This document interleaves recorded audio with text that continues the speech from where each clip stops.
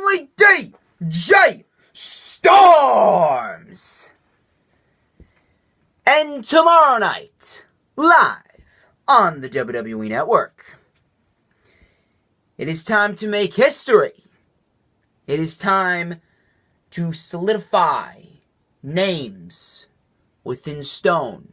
It is time for women to take their place among the golden pedestal. It is time for women to leave a huge stamp in the WWE record book. As tomorrow, we will witness the very first ever all-women's pay-per-view with women of Raw, SmackDown, and NXT, as over 50 women compete to make history. But before it's time for the women of all three brands to combine, before it is time to make history, before it is time for Evolution, it's time for the rundown! Thank you guys so much for tuning in to yet another video right here on YouTube.com, as of course, you already know who I am, Mr. Controversy, and the operator of the best damn a Twitter handle known to mankind. And yes, indeed, in reality, the haters do love me, just like The Miz. But we're not here to talk about The Miz, no. We're here to talk about Evolution. But how much of an evolution really is it, since WWE really lacked care for this pay-per-view to begin with? Wrestle Talk actually came out with a report earlier this week and said that Vince McMahon never really saw Evolution as an important pay-per-view. No shit, Sherlock. So, we got that. And you know, realistically, I said this on the Lightning Flash update, this pay-per-view is merely a three-match show. Merely a three-match show. It is only worth going back to watch Io Shirai versus Toni Storm, Kairi Sane versus Shayna Baszler, and then Becky Lynch versus Charlotte. Becky Lynch versus Charlotte should main event. I mean, that's been the best women's feud on the main roster. And it's in a last woman standing match, so how you going to have Ronda Rousey and Nikki Bella main event over a last woman standing match? How many matches are on this pay-per-view? This pay-per-view has had such a shitty build. And now with WWE going ahead with Crown Jewel, that's leaving a sour taste in everybody's mouth. Moralities have been thrown out the window. I don't know, man. I have a feeling that this show is going to be a complete flop. I hope it's not, but I have a feeling that it's going to be a complete flop, and it's going to fall flat on its face. But we're going to go over the matches for it anyway. I actually reported on the Lightning Flash update, part 2 of the Lightning Flash update specifically, yesterday, that Alexa Bliss was on Lillian Garcia's podcast, and she said that the match was changed because of an injury.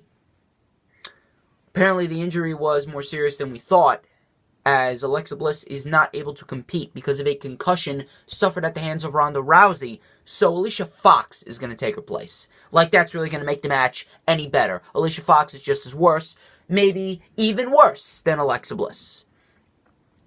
Let's start off by talking about that match. Who do you think's going to win? Do you think Alicia Fox and Mickie James are going to beat Trish Stratus and Lita?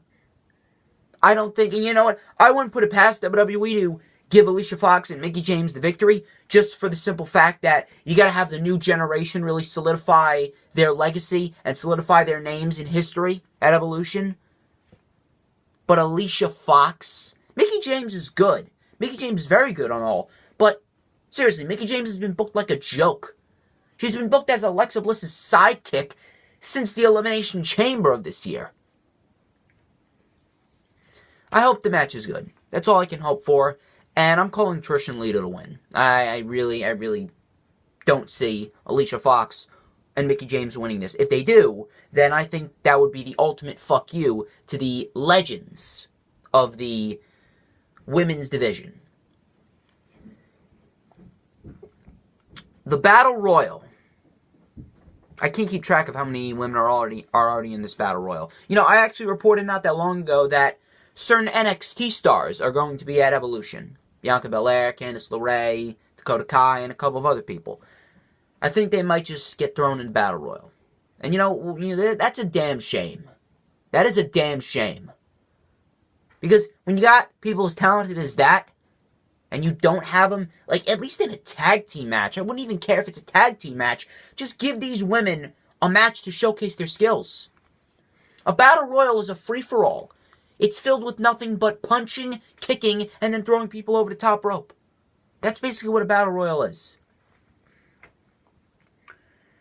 But, look, all I can say about this Battle Royal, if anyone but Ember Moon or Asuka wins that Battle Royal, it's already a complete waste of a match. But if anyone but Ember Moon or Asuka wins the Battle Royal, this match would have been a complete waste of time. I still don't understand how Ember Moon isn't facing Ronda Rousey. I mean, we all know that Ember Moon is so much more valuable than Nikki Bella. Seriously. Look at what Ember Moon has done in the past. She's had countless amounts of great matches. With Asuka, she had a Match of the Year candidate with Asuka at NXT TakeOver Brooklyn 3. The woman has only had one pinfall loss since she got to Monday Night Raw. And she's not in a women's championship match with Ronda Rousey? Really? Really? As for the winner, you know what? WWE is actually not pushing Asuka because Asuka can't speak English, according to Vince McMahon. And he wants her to cut promos. Is that the whole reason why you didn't give Nakamura the WWE Championship? Now he's cutting some of the funniest heel promos of his career? And now you're just leaving him in the back? He's the United States Champion. He has the second biggest championship on SmackDown, and you're leaving him in the back most weeks. What is with Vince McMahon and booking these Japanese superstars? Give the win to Ember Moon. Give it to Ember Moon and get this shit over with. And, you know, on top of that, then we got a 6-woman tag again with Sasha Banks, Bayley, Natalya facing off against the Riot Squad. You realize that Sasha has not had a pay-per-view match since July, and now there has to be an all-women's pay-per-view to actually get Sasha Banks on a pay-per-view card? Sasha Banks has 0 pay-per-view wins this year. Her last pay-per-view win was, I believe, back at Survivor Series when Team Raw won the Survivor Series 5-on-5 women's traditional match. And it wasn't even won by her. Asuka won it when she was a part of Team Raw. Alright? Do I think that WWE is going to do good on Sasha's behalf, or Bayley's behalf, or Natalya's behalf? Absolutely not. I expect the Riot Squad to win. And you know what? I'm not even going to give the Riot Squad too much shit, mainly because Ruby Riott has come into her own on Monday Night Raw. Ever since that match with Charlotte at Fastlane, Ruby Riott has just catapulted. She's really catapulted into superstardom. I don't know why they don't do Ruby Riott versus Ember Moon for the NXT, or not NXT, for the Raw Women's Championship. That would be a great damn match. Think about that. Ronda Rousey versus Nikki Bella. Let's just get this out of the way. I don't care. I don't care if it lasts 30 seconds or if it lasts however many minutes. This should not go over 10 minutes. Realistically, it shouldn't go over 3 minutes. It should be a squash, just like Alexa Bliss versus Ronda Rousey was a squash at SummerSlam. So, give the win to Ronda Rousey and let that be the end of it. Let that be the end of it. The Bella Twins should not stick around past Evolution. And I don't think they're going to stick around past Evolution. I already did a whole rant and rave on this Nikki Bella Ronda Rousey situation, so I'm not going to spend too much time on that. But give the win to Ronda Rousey. Get that over with. There's no way this is going to be a good match. If you actually think it's going to be a good match, then you are blind, my friends. You are blind. So, let's talk about the NXT Women's Championship match, a positive of the show. Kairi Sane versus Shayna Baszler. This match has the potential to be probably the best match of the night. This match and the Mae Young Classic match is competing for best match of the night. Now, Becky versus Charlotte could be a great damn match. Even a last woman standing match, that could be match of the night, but compared to what the NXT women have been doing, even in a normal match, they would steal the show.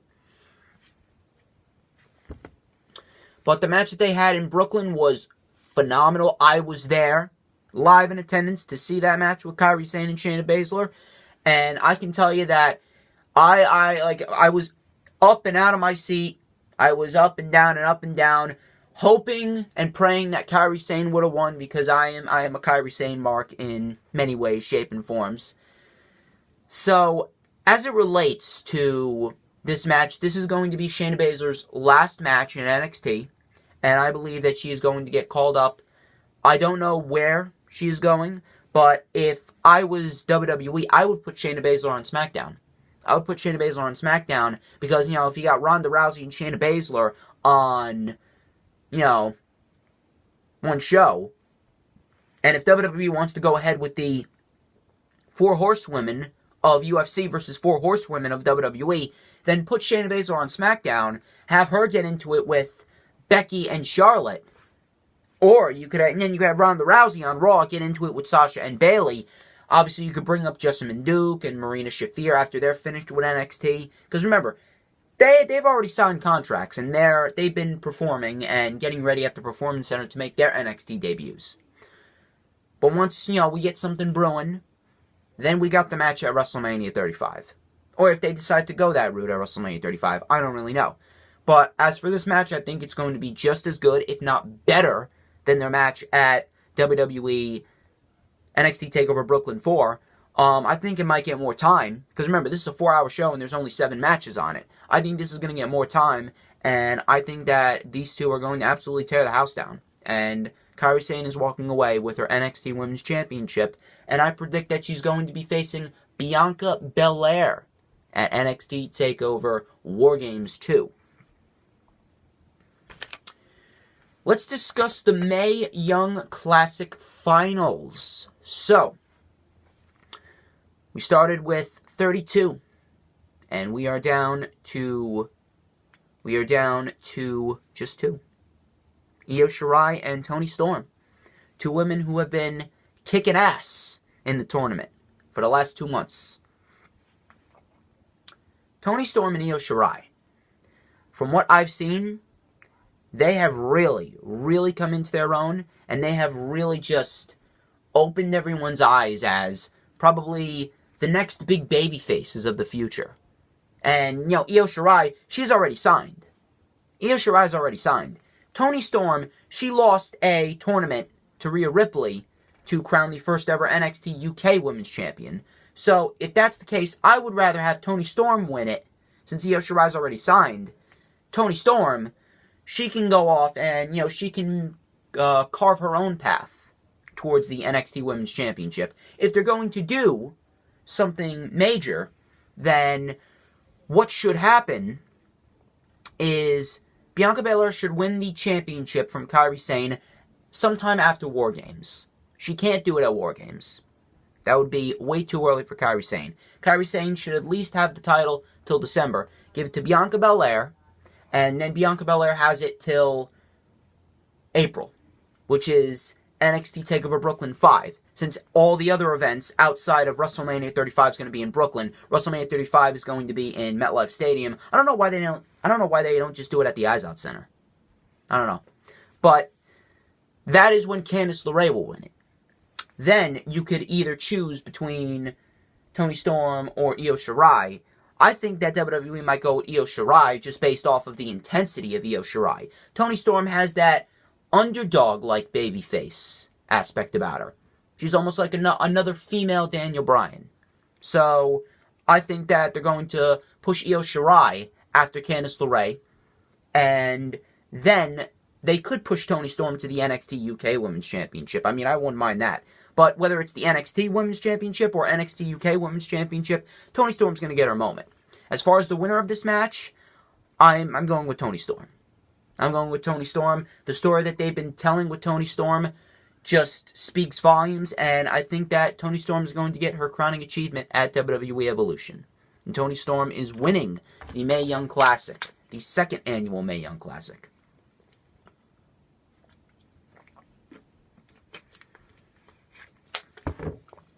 There's been reports going around. I actually want to, before I continue, there's been reports going around that Rhea Ripley's supposed to defend her NXT UK Women's Championship.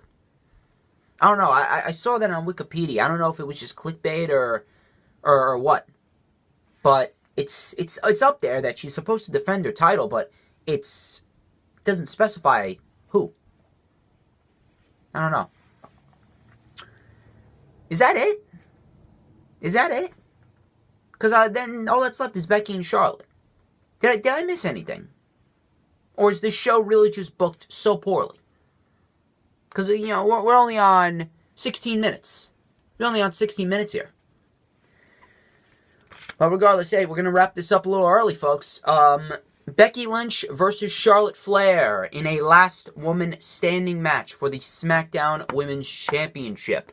I think that this could possibly be the best women's match of the year if booked correctly. I think that these two are going to absolutely tear into each other. I think we're going to get a lot of high spots, a lot of table spots. We're going to bring in chairs and any other types of weapons. No running away for Becky Lynch. And I believe Becky Lynch should come out victorious. I don't care how. Give the win to Becky Lynch and have Becky Lynch move on. Have Becky Lynch move on to somebody like Asuka. Build up Asuka again. Give Asuka the next shot at Becky Lynch.